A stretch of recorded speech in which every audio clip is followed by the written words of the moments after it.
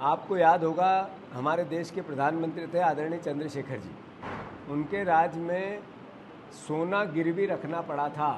आज मोदी जी का राज आया है कई साल बाद, जिन्होंने नए भारत की परिकल्पना की थी, ईमानदार भारत की परिकल्पना की थी, रोजगार भारत की परिकल्पना की थी, जिन्होंने विश्व में नंबर 1 देश बनाने के संकल्प के साथ वोट लिया था, जिसमें किसानों का, गरीबों का, युवाओं का, व्यापारियों का, उद्योगपतियों का, मिडिल क्लास का, महंगाई की निजात देने की बात, सारी बातें वो जो स्वर्ग जैसी दिखे वो सपने दिखाए थे।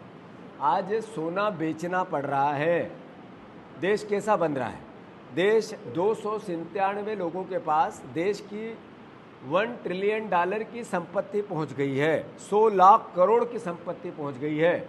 और जो सोना बेचा जा रहा है लगभग वो भी 100 लाख करोड़ की कीमत का है।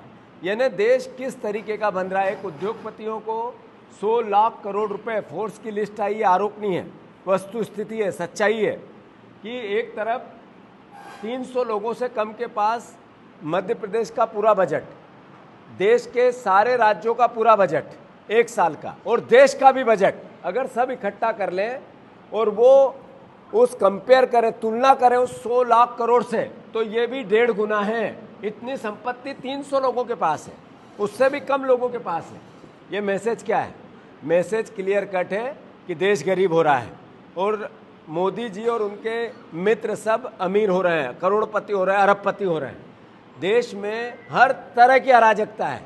12 साल में 6 बार मेरे देश के प्रधानमंत्री ने देश को कहा देश संकट में है, देश बचाओ। ये मोदी जी जो सबसे दृढ़ संकल्पी नेता थे, उन्होंने 12 साल में 6 बार देश के सामने हाथ जोड़े और कहा देश बचाओ। तो आखिर क्या हो रहा है? ये देशवासियों को, हम सबको विचार करने की आवश्यकता है।